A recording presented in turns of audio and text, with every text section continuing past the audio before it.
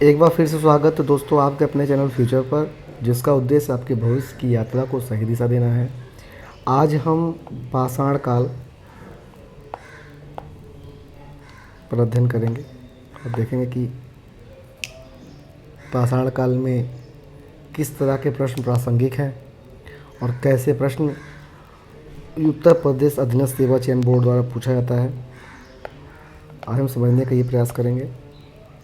इसके अलावा ये भी समझने का प्रयास करेंगे कि वीडियो में कैसे प्रश्न पूछे जाते हैं, क्योंकि ये वीडियो बनाया ही इसीलिए जा रहा है ताकि वीडियो के जो री एग्ज़ाम है उसमें प्रश्नों को सहजता से हल किया जा सके।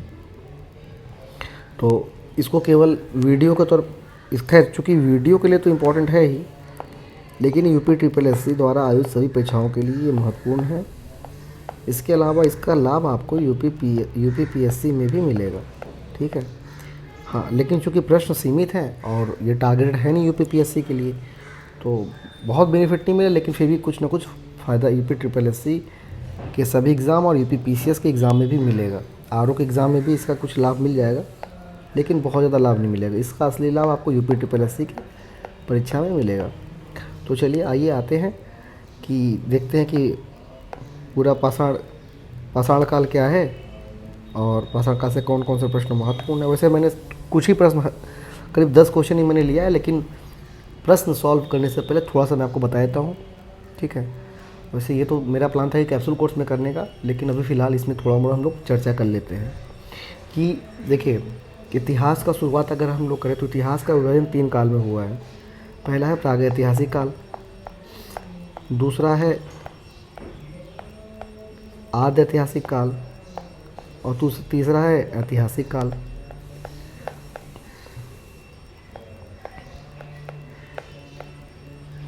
प्रागैतिहासिक काल वह काल है, प्राग इतिहास जो प्राक और ऐतिहासिक शब्द से बना हुआ है, प्राक प्लस ऐतिहासिक शब्द से।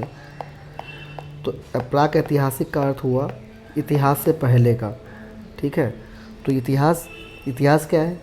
ऐतिहासिक काल वह काल है जब लिपि की विकास हो गई थी, यानी प्राक ऐतिहासिक काल वह हुआ जब लिपि का विकास नहीं हुआ था, यानी जब मानव ने लिपि का विकास नहीं किया था, वो काल है प्रागैतिहासिक काल। ठीक, इसके आगे चलेंगे आद्य ऐतिहासिक काल में, जब लिपि का विकास तो हो गया था, ये लिपि विकास हो चुका था, ठीक है, लेकिन इसको आज तक पढ़ा नहीं गया, जैसे सिंधु काल, ठीक है। और इसके आगे ऐतिहासिक काल, जब इतिहास का हम लोग को ज्ञान मिलने लगा, ठीक है, जब ऐतिहासिक ग्रंथ मिलने लगे जिसको हम लोग पढ़ रहे हैं, जैसे वैदिक एज है, मौर्यन एज है, ऐतिहासिक ग्रंथ मिल रहे, साक्ष्य मिल रहे हैं, ठीक।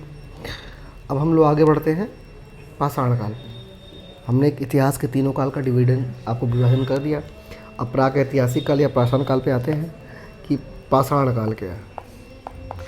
पाषाण काल उस काल को कहते हैं जब मानव इतिहास का अध्ययन पाषाण उपकरणों के आधार पर किया जाता है। पाषाण उपकरण के आधार पर काल का विभाजन हुआ है, ठीक है। जैसे जो उपकरण थे उसी हिसाब से काल का विभाजन किया गया इस काल में। तो भाई प्रश्न ये है कि कितने काल में विभाजन किया गया। तो इस काल में कुल मुख्यतः 3 काल में विभाजित किया गया है, पूरा पाषाण काल, मध्य पाषाण काल और नव पाषाण काल। पूरा पाषाण काल वह काल है जब मनुष्य पूरी तरह से आखेटे का खास संग्राहक था, जंगली था, जंगल में रहता था, पत्ते लपेटता था, शिकार करता था, खाता था, कंदमूल इकट्ठे करता था, खाता था, कच्चा मांस खाता था। पूरा पाषाण काल में अग्नि का भी आविष्कार नहीं हुआ था, मनुष्य और पशु में बहुत ज़्यादा भेद नहीं था, ठीक है। इस पूरा पाषाण काल को भी 3 काल में विभाजित किया गया है।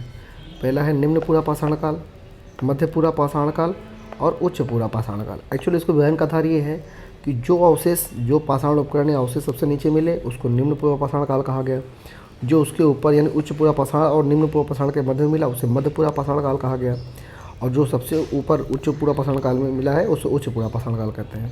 तो ये हो गया पूरा पाषाण काल का विभाजन।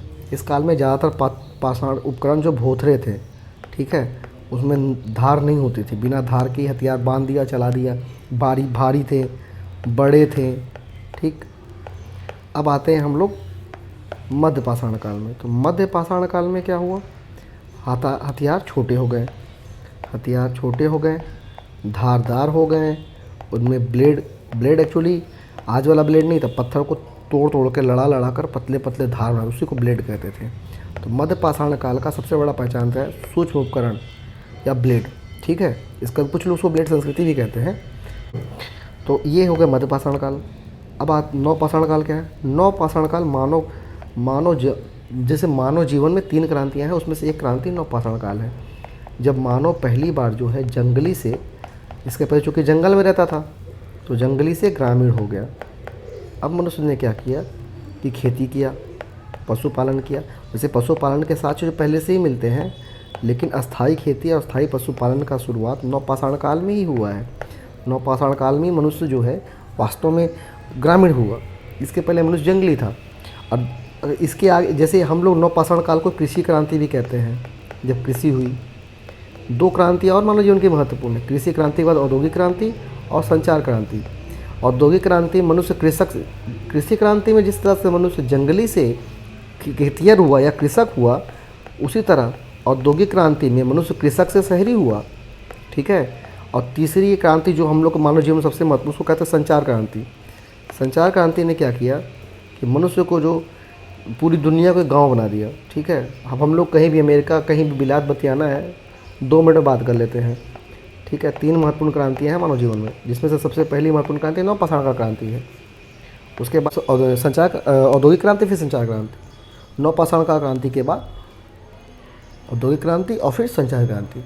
ये मानव जीवन की 3 महत्वपूर्ण क्रांति है। वैसे क्रांति जो पढ़ेंगे, जो फ्रांस का क्रांति, ये सब अमेरिका फ्रांस, वो अलग चीज़ है। हम पूरे मानव इतिहास की क्रांति की बात कर रहे हैं, ठीक है। तो उसमें बस 3 ही आपको जानना है। अब हम लोगों ने ये पढ़ लिया पूरा पाषाण काल, मध्य पाषाण काल, नव पाषाण काल। इससे ज़्यादा इस बैच में और पढ़ा नहीं जा सकता। तो आइए हम लोग थोड़ा पेपर लगाते हैं और आगे बढ़ते हैं। तो पहला प्रश्न है कि रॉबर्ट ब्रूस फूट थे एक भूवैज्ञानिक, पूरा वनस्पति शास्त्री, पुरातत्वविद, इतिहासकार। देखिए, थे ये बेसिकली भूगर्भ वैज्ञानिक ही, लेकिन इनका नाम जो है ना हम लोग इसलिए पढ़ रहे हैं क्योंकि पुरातत्वविद भी थे। भारत में पहली बार प्रागैतिहास का खोज रॉबर्ट ब्रूस फूट ने ही किया था, इसलिए ये भारत में बहुत महत्वपूर्ण है, ठीक। तो ये एक्चुअली में दोनों होंगे, लेकिन आप टिक मारिएगा पुरातत्वविद पे। वैसे कुछ लोग भूगर्भ वैज्ञानिक मानते हैं, लेकिन चूंकि हम लोग इतिहास पढ़ते हैं तो उसमें ये पुरातत्वविद के तौर पे ही महत्वपूर्ण है। आप किसी भी इतिहास की किताब पढ़ेंगे तो वो मिलेगा पुरातत्वविद। भूगर्भ शास्त्री भी हैं ये, ऐसा नहीं कि भूगर्भ वैज्ञानिक नहीं है, लेकिन अगर आपको दोनों मिलता तो आप पुरातत्वविद मारिए। अगर नहीं मिलता पुरातत्वविद तो आप भूगर्भ वैज्ञानिक के साथ मिलिए। अगर मान ली भूगर्भ वैज्ञानिक नहीं तो कोई बात ही नहीं, पुरातत्वविद ही हो गए। उत्खनन प्रमाणों के अनुसार पशुपालन का प्रारंभ कब हुआ? देखिए, पशुपालन का प्रारंभ मध्य पाषाण काल में शुरू हुआ। कहने को लोग और भी कुछ बताएंगे, ठीक है, लेकिन मध्य पाषाण काल में असल में पशुपालन का शुरुआत हुआ। पाषाण उपकरण के आधार पर काल गणना की जाती है। हमने आपको बताया था थोड़ी देर पहले कि पाषाण काल में काल की गणना की जाती है।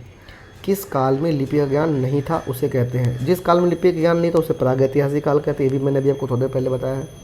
किस काल में पाषाण के उपकरण बहुत रहे थे? तो पूरा पाषाण काल में पाषाण उपकरण बहुत रहे थे, भारी थे, वजनदार थे, उनमें धार नहीं था। खाद्यान्नों की कृषि सर्वप्रथम प्रारंभ हुई।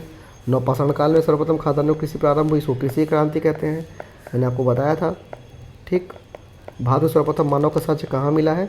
तो सर्वप्रथम मानव साक्ष्य नर्मदा घाटी में हथनोर नामक स्थान पर मिला है, ठीक है।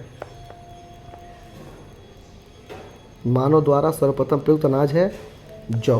देखिए, इसको जौ माना जाता है, पशु में कुछ कुत्ता कहते हैं, ठीक है, लेकिन आप इग्नू में देखेंगे तो वहाँ सूअर मिलता है, ठीक है। तो आप देख लीजिए कुत्ता और सूअर में से क्या सिलेक्ट करना है। कुत्ता आपको एनसीईआरटी मिलता है, इग्नू के नोट से आपको सूअर मिलता है। तो आप देख लीजिए दोनों में से क्या मानते हैं, लेकिन अगर मुझसे पूछेंगे तो हम तो कुत्ता ही मानेंगे, ठीक है। पहले किसको पालतू बनाया, पालतू पशु कौन सा था, ठीक। पालतू पशु के तौर पे ये बड़ा विवाद है, लेकिन ठीक है, आप मेरी तरफ से तो भाई कुत्ता ही सही है। भारतीय महाद्वीप में कृषि के प्राचीनतम प्रणाम, देखिए पहले इसको कोल्डीवा मानते थे, अब इसको लोहरादेव मानते थे। संत कबीर नगर में है, इसको ही प्राचीन भारतीय महाद्वीप में कृषि के प्राचीनतम प्रमाण मानते हैं। यहाँ पे सबसे प्राचीनतम धान के साक्ष्य मिले हैं और दुनिया में सबसे प्राचीन है ये। इसके अलावा कोल्डीवा में सबसे पुराना मृदभांड का प्रमाण मिलता है, ठीक। विश्व प्राचीनतम की देखिए मैंने आपको बता दिया, बड्डी को आने पीछे देखिए इतना ही जो मैंने 10 क्वेश्चन सॉल्व कराए हैं, इसमें मैंने आपको कम से कम 50 क्वेश्चन बता दिए। अगर आप इस वीडियो को ध्यान से सुनते हैं तो करीब 40-50 क्वेश्चन आप कवर कर लेंगे, ठीक है। एक चीज़ और आपको बताते चलता हूँ, क्योंकि ये पहला वीडियो है तो इसमें आपको एक चीज़ समझा दो, इतिहास बेसिकली पढ़ना कहे। देखिए इतिहास में कुल 4 ही बिंदु होते हैं, 4 ही तरह का प्रश्न आएंगे इतिहास में। आप पूरा इतिहास छान डालिए, इसके बाहर कोई प्रश्न नहीं होता। पहला प्रश्न का होगा कि भाई प्रथम कौन था, ठीक है। दूसरा होगा अंतिम कौन था, ठीक है। तीसरे टाइप का प्रश्न होगा अपवाद क्या था, और चौथा विशेष क्या था, ठीक है। अगर आप पूरे इतिहास के अध्ययन में इन 4 बिंदुओं का ध्यान रखते हैं तो आप 99% प्रश्न को हल कर ले जाएंगे, ठीक। तो आज जो है मैंने आपको पाषाण काल के बारे में एक मोटा मोटी ज्ञान दे दिया, मोटा मोटी समझा दिया। तथ्य इसमें बहुत सारे हैं क्योंकि पाषाण काल बहुत विशाल है, प्रश्न आते हैं एक, इसलिए मैंने इसको छोटे में सॉल्व किया है। असल में अगर पाषाण काल पढ़ाने चले जाएँ तो कम से कम 1 महीने 2 महीने लगेंगे। और अगर आप पीजी का सिलेबस देखेंगे उसमें 6-6 महीने लोग पढ़ते हैं, ठीक। पुरातत्व का एक बाकायदे डिग्री होती है पीजी की, उसमें लोग 2 साल वही पढ़ते हैं, ठीक है। तो सिलेबस इसका बहुत ब्रॉड है, लेकिन हम लोग का टारगेट क्या है कि वो जो एक क्वेश्चन है उसको कवर करें। तो वो एक क्वेश्चन मतलब 20-25 मिनट की वीडियो में आप कवर हो जाए, उससे ज़्यादा मैं आपका समय नहीं लूँगा। मेरा टारगेट ये है कि कम पढ़ें और ज़्यादा आउटपुट आए, ठीक है। ये नहीं कि 10 घंटा सुने और एक क्वेश्चन फंसा, कोई मतलब नहीं, ठीक है। तो आज के लिए इतना ही, धन्यवाद।